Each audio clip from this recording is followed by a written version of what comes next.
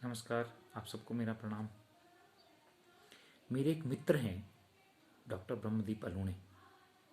मध्य प्रदेश सरकार उच्च शिक्षा विभाग में वो प्राध्यापक के पद पर तैनात हैं। मौजूदा समय में मध्य प्रदेश सरकार उच्च शिक्षा विभाग में एक व्यक्तित्व विकास प्रकोष्ठ है। उसके वे पूरे प्रदेश के स्टेट कोऑर्डिनेटर भी हैं, एक लेखक भी हैं, कई पुस्तकें लिख चुके हैं। साथ ही जो राष्ट्रीय समाचार पत्र हैं उनमें और जो मध्य प्रदेश के लीडिंग समाचार पत्र हैं उसमें भी वो लगातार लिखते रहते हैं। मौजूदा कोरोना वायरस की स्थिति को लेकर उन्होंने एक नया दृष्टिकोण सामने रखा और मानिए कि उनका ये दृष्टिकोण बड़ा रोचक मुझे लगा। उनकी एक पुस्तक है, गांधी है तो भारत है, और इस पुस्तक के आधार पर गांधी जी के जीवन को बड़ी विस्तृत उसके शोध करने के बाद उन्होंने ये पुस्तक लिखी है। उसमें डॉक्टर ब्रह्मदीप अलूणे कहते हैं कि मौजूदा दौर में अगर गांधी जी होते तो क्या करते। बड़ा प्रश्न है, लेकिन सच्चाई ये भी है कि गांधी जी तो नहीं है। उनका कहना है कि गांधी जी अगर नहीं है तो क्या गांधी जी की जीवन शैली और ग्राम स्वराज और ग्रामोद्योग को लेकर जो पूरे जीवन गांधी जी का आग्रह रहा, क्या वो मौजूदा समय में प्रासंगिक है। इसको लेकर उन्होंने बहुत सारे रोचक तथ्य सामने रखे। मुझे भी ये तथ्य आप तक पहुंचाने की मेरी इच्छा है और मैं आपके सामने वो पहुंचा रहा हूं। डॉक्टर ब्रह्मदीप अलूणे का कहना है कि जो गांधी जी का पूरा जीवन है वो संयम और शिष्टाचार का है, तन और मन की स्वच्छता का है। हम सब जानते हैं कि स्वच्छता के प्रति गांधी जी का आग्रह हमेशा रहा है। पूरी दुनिया ये जानती है, उसको साबरमती आश्रम से पूरी दुनिया जोड़ती है, परंतु सच्चाई ये है कि इस स्वच्छता को लेकर जो गांधी जी का जो मूल रूप है, वास्तविकता के जो उसके बीज हैं, वो दक्षिण अफ्रीका में बोए गए। दक्षिण अफ्रीका के डरबन शहर में एक आश्रम है, फिनिक्स आश्रम। आपको उससे पहले कि मैं आपको बताऊं, मैं आपको दो तीन चीजें बताना चाहूंगा कि जो वर्तमान हमारे प्रधानमंत्री हैं नरेंद्र मोदी, उन्होंने 2014 में स्वच्छ भारत मिशन की शुरुआत की। पूरे देश में स्वच्छता का आग्रह, परंतु अगर आप गौर करें तो जो स्वच्छ भारत मिशन का जो लोगो है उसमें गांधी जी का चश्मा है। उसका साफ संकेत है कि जो प्रधानमंत्री ने स्वच्छ भारत मिशन की शुरुआत की है उसके मूल में गांधी जी का वही स्वच्छता का आग्रह है।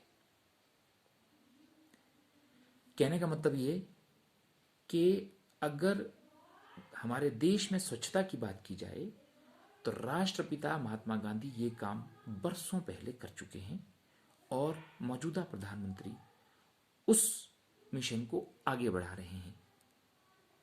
खैर, जो जानकारी मुझे आपके सामने रखनी है, रोचक जानकारी, वो ये है कि जब गांधी जी दक्षिण अफ्रीका गए तो उन्होंने वहां दो आश्रमों की स्थापना की।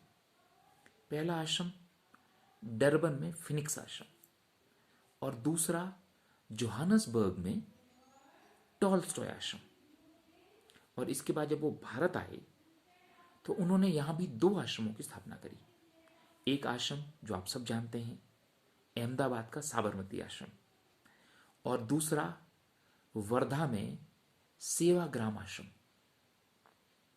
ये जो दोनों आश्रम हैं, इनमें जो जोर रहता है, जो यहां के मूल सिद्धांत हैं, सादगी, स्वच्छता और नैतिक आचरण, मौजूदा दौर में भी इन दोनों आश्रमों में जो जोर रहता है, गांधीवादी मूल्यों को आगे बढ़ाने का जोर रहता है, वो इन्हीं तीन मूल बातों पे रहता है। कहने का मतलब ये कि मौजूदा दौर में, कोरोना वायरस के दौर में, जब हम कह रहे हैं कि हाथ साफ करें, स्वच्छता का ध्यान रखें, ये बात गांधी जी बहुत पहले कह चुके हैं और आप जानते हैं वो राष्ट्रपिता हैं। एक दूसरी बड़ी रोचक तथ्य जो मैं आपके सामने रखना चाहता हूं, चीन का एक पूर्वी प्रांत है आनहुई। इस आनहुई प्रांत में एक गांव है हुआंग थियन। इस गांव में 57 साल की एक गांधीवादी रहती हैं और उनका नाम है वू पेई। वू पेई आज भी स्वस्थ हैं और मौजूदा चीन में जब कोरोना वायरस फैला उस दौरान भी वू पेई बिल्कुल स्वस्थ हैं और उन जैसे बुजुर्ग जो उनसे जुड़े हुए हैं वो पूरी तरह स्वस्थ हैं। वू पेई से जब भी पूछा गया कि आप इतने विकट दौर में कैसे आपने स्वास्थ्य को रखा, बल्कि सच्चाई ये है कि बूढ़ों को ये रोग जो है, जिनकी प्रतिरोधक क्षमता, इम्यूनिटी जिनकी बहुत कम है, उनको ये अटैक करता ज़्यादा, आप और आपके साथी कैसे अपने को बचा पाए। उन्होंने 3 बातें कही। उन्होंने कही कि एक तो वो शाकाहारी हैं, दूसरी वो प्रकृति की गोद में रहती हैं और तीसरा वो पैदल चलती हैं। कहने का मतलब ये कि गांधी जी का जो पैदल चलने का आग्रह है, डांडी यात्रा हो या पूरा जीवन उनका आप देख लें, एक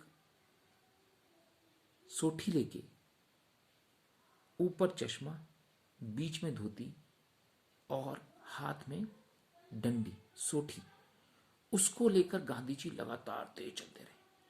पैदल चलने में, फास्टेस्ट पैदल चलने में गांधी जी का अपना एक रिकॉर्ड है। कहने का मतलब ये कि पैदल चलने से व्यक्ति की प्रतिरोधक क्षमता बढ़ती है, इम्यूनिटी बढ़ती है और इसका आग्रह गांधी जी करते रहे हैं, उन्होंने अपने जीवन से पूरा बताया है। तो कहने का मतलब ये कि गांधी की जीवन शैली का जो मूल्य है पैदल चलना, उसका सीधा लिंक है मौजूदा कोरोना वायरस महामारी से। और एक अंत में बात जो मुझे आपसे कहनी है कि कोरोना वायरस की मौजूदा जो स्थिति है उससे पूरी दुनिया की अर्थव्यवस्था पर असर पड़ा है, या दूसरे शब्दों में कहें तो अर्थव्यवस्था कई देशों की, विकसित देशों की डगमगा गई है। जाहिर तौर पर इसका असर भारत की अर्थव्यवस्था पर होगा। आने वाले दिनों में इसके जो संभावित खतरे हैं वो हमारे सामने आएंगे, परंतु यहाँ भी डॉक्टर ब्रह्मदीप अलूणे जो हैं वो गांधी जी के सिद्धांतों को जोड़ते हैं। गांधी जी का एक आग्रह रहा है ग्राम स्वराज का, ग्रामों उद्योग को बढ़ावा देने का, और मौजूदा कोरोना संकट के दौर में भी सच्चाई ये है कि जो शहरों में रहने वाले लोग हैं, जो यहाँ पे मजदूरी करते हैं, जीवन यापन करते थे, यहाँ पे काम करते थे, उन्होंने यहाँ से पलायन कर दिया गांव की ओर। और सच्चाई ये भी है कि मौजूदा स्थिति में चाहे ताज़ी सब्जियां हों, चाहे ताज़ा दूध हो, उनकी सप्लाई जो चेन है वो भारत के गांव ने संभाली हुई है और वो मौजूदा मुश्किल दौर में भी भारत की अर्थव्यवस्था को मजबूती दे रहे हैं। कहने का मतलब ये कि गांधी जी मशीनीकरण के खिलाफ थे, परंतु वो गांव को सुदृढ़ करना चाहते थे। उनका कहना था कि देश की जो अर्थव्यवस्था है वो गांव को मजबूती देने वाली होनी चाहिए, और सच्चाई यही सामने आ रही है। और सच्चाई भी ये भी है कि चाहे कुछ भी हो, इस तरफ हमको लौटना पड़ेगा। तो ये रोचक जानकारी गांधी जी की जीवन शैली और उनका जो ग्रामोद्योग को बढ़ावा देने का जो उनका विचार है और मौजूदा जो कोरोना महामारी है उसको लेकर डॉक्टर ब्रह्मदीप अलूणे ने सामने रखा है। उनकी पुस्तक है गांधी है तो भारत है। इसमें इस पुस्तक में पूरे 31 विषय उन्होंने रखे हैं, जिसमें कि गांधी जी का हिंद स्वराज, गांधी और अर्थव्यवस्था, गांधी और लोकतंत्र, गांधी और धर्मनिरपेक्षता, ऐसे जैसे कुछ रोचक विषय हैं जो उन्होंने रखे हैं बड़ी आम भाषा में उनको समझाया है। आप भी उस पुस्तक को पढ़िए। आपके सामने ये विचार रखना था, आपने मुझे सुना। बहुत बहुत धन्यवाद। नमस्ते।